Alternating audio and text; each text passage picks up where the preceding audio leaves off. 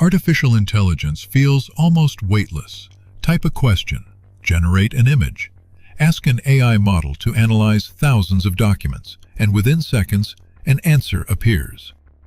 But that answer didn't come from nowhere. Somewhere, your request traveled into a physical data center filled with powerful computer processors. Those processors consume electricity. They produce heat. They require cooling. Behind the AI revolution is an enormous physical infrastructure system that most of us never see. And that system is expanding. Google, Amazon, Meta, and other technology giants made some of the world's most ambitious climate commitments. Then the AI boom happened. Now they're racing to build enormous new computing infrastructure, while simultaneously trying to decarbonize the energy that powers it. So can big tech build the AI economy and still keep its net zero promises? When most of us think about artificial intelligence, we think about software, chatbots, image generators, search engines, digital assistants. But underneath all of them is an enormous physical system. AI models run on specialized processors installed inside data centers. Those facilities require servers, cooling systems, transformers, substations, and enormous quantities of electricity. Increasingly, the race to build better artificial intelligence is also becoming a race to secure energy, and that fundamentally changes the AI story. Because the future of artificial intelligence may depend almost as much on energy infrastructure as it does on computer science. Years before today's generative AI boom reached its current scale, some of the world's largest technology companies established ambitious climate goals. Google set a goal of reaching net zero emissions across its operations and value chain by 2030. It has also pursued the much harder objective of operating on carbon-free energy around the clock on every grid where it operates. Meta has targeted net zero emissions across its value chain by 2030.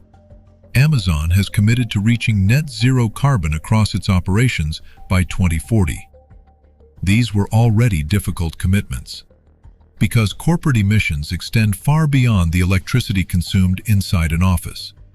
They include data centers, construction, equipment manufacturing, transportation, semiconductors, and enormous global supply chains. Then, artificial intelligence began expanding faster than many people expected, and suddenly, the energy equation became considerably more complicated. Training and operating increasingly capable AI systems requires enormous computing resources. More computing means more processors. More processors mean more servers. More servers mean larger data center fleets. And larger data center fleets ultimately mean greater demand for electricity and supporting infrastructure. But there is an important distinction. Not every increase in data center electricity demand comes from artificial intelligence.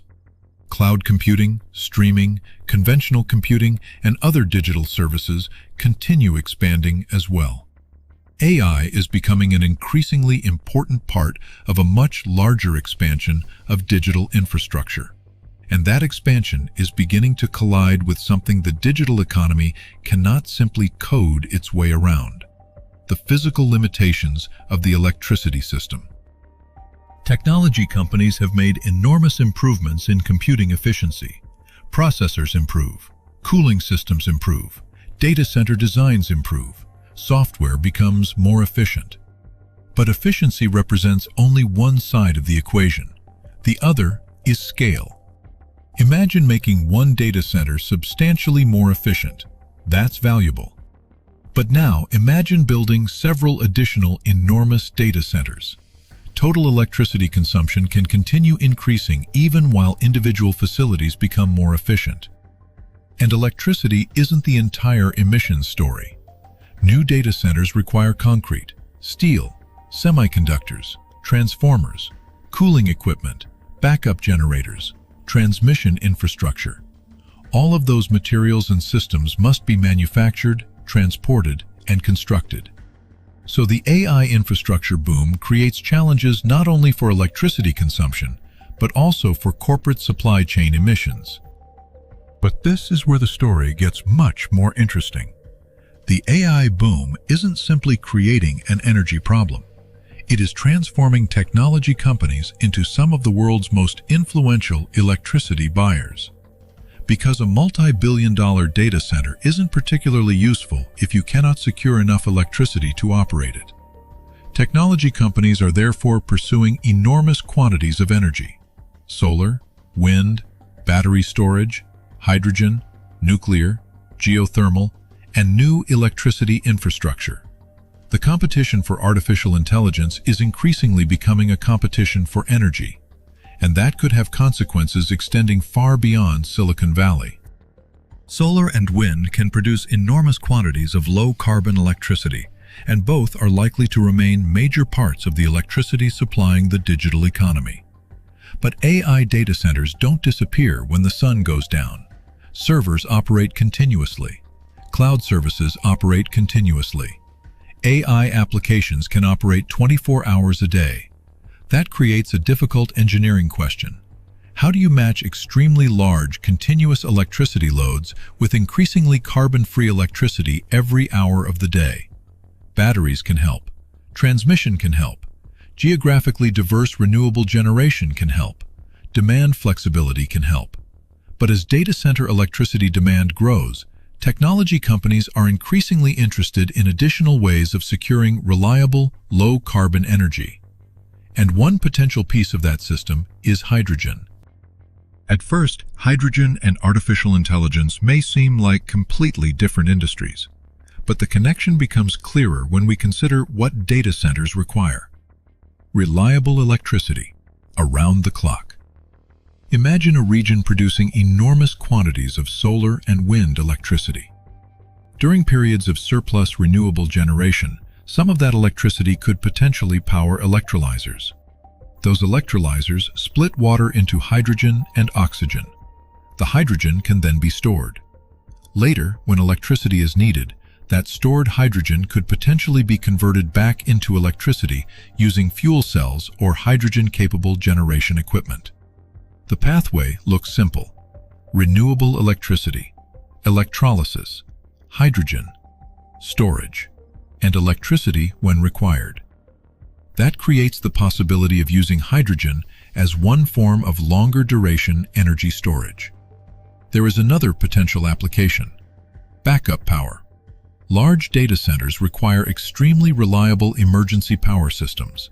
Historically, diesel generators have played an important role. Hydrogen fuel cells and other hydrogen-based systems are being investigated as potential lower-carbon alternatives for some backup power applications. But hydrogen has important limitations. Producing hydrogen from electricity and then converting it back into electricity creates significant efficiency losses. Electrolyzers cost money. Storage infrastructure costs money. Fuel cells or hydrogen-capable generators cost money. And truly low-carbon hydrogen remains relatively expensive and limited in many markets. So hydrogen is unlikely to become the primary electricity source for most AI data centers. But that doesn't make it irrelevant. Hydrogen could potentially play specialized roles in long-duration storage, backup generation, energy resilience, and electricity systems with very high levels of variable renewable generation. The question isn't whether hydrogen replaces the grid. It is whether hydrogen becomes one component of a much larger clean energy system built to keep enormous digital infrastructure operating 24 hours a day.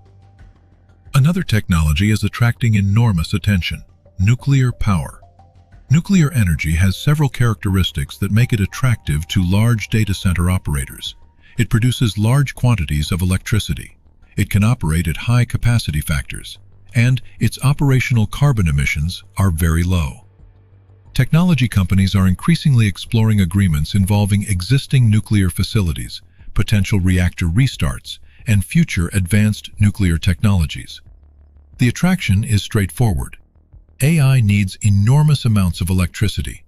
Data centers need reliable electricity, and nuclear plants can produce large quantities of low-carbon power around the clock. But announcements require perspective. A proposed reactor is not an operating reactor.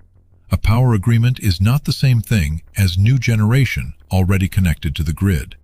Advanced reactors still face significant questions involving cost, regulation, construction schedules, and commercialization.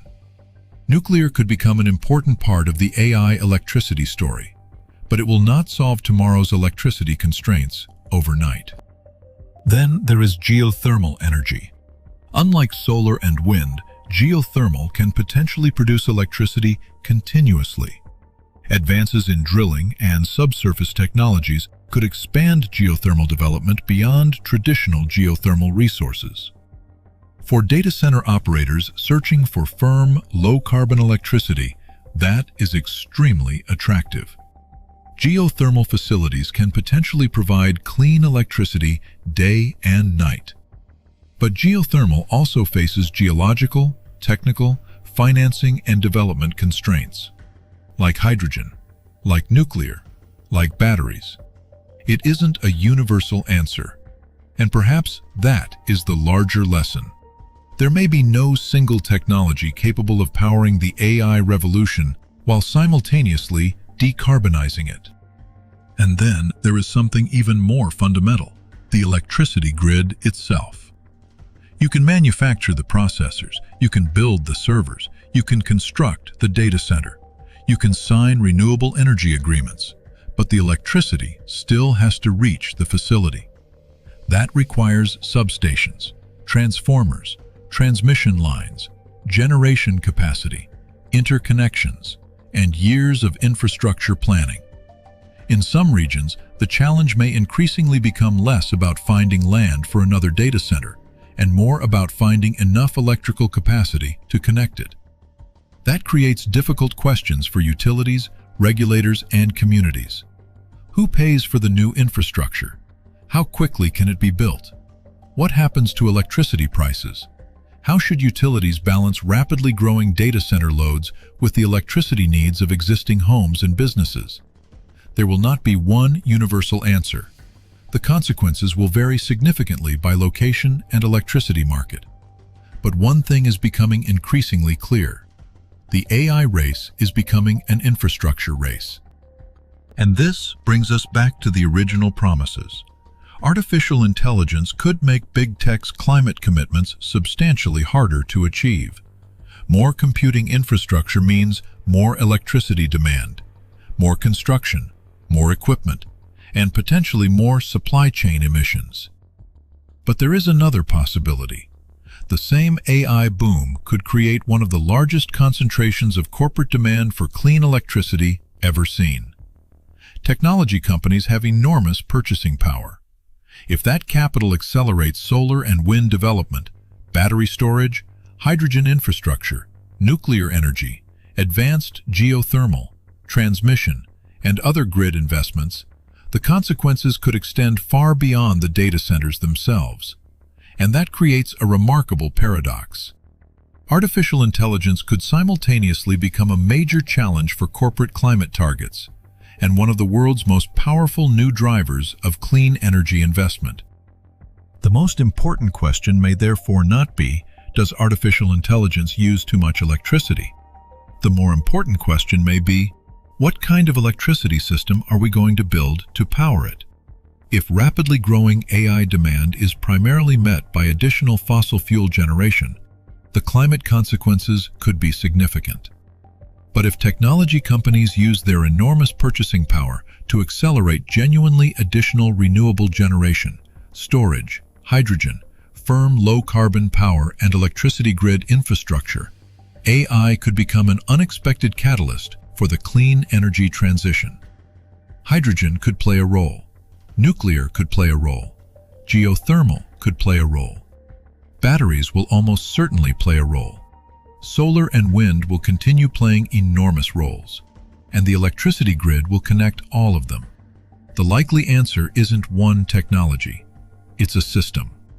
Neither the optimistic nor pessimistic outcome is guaranteed. Reality will probably contain elements of both, and that's why the next several years will be so important. Artificial intelligence may look digital, But behind every prompt is physical infrastructure. Computer chips, servers, cooling systems, transformers, transmission lines, energy storage, and power plants. Google, Amazon, and Meta aren't simply competing to develop better artificial intelligence. Increasingly, they're competing to secure the energy infrastructure capable of powering it. Big tech promised net zero. Then AI happened. Whether those two ambitions can coexist may become one of the defining energy questions of the AI era. For deeper analysis of hydrogen technologies, project economics, and development risks, explore H2 Hub from ReneEnergy.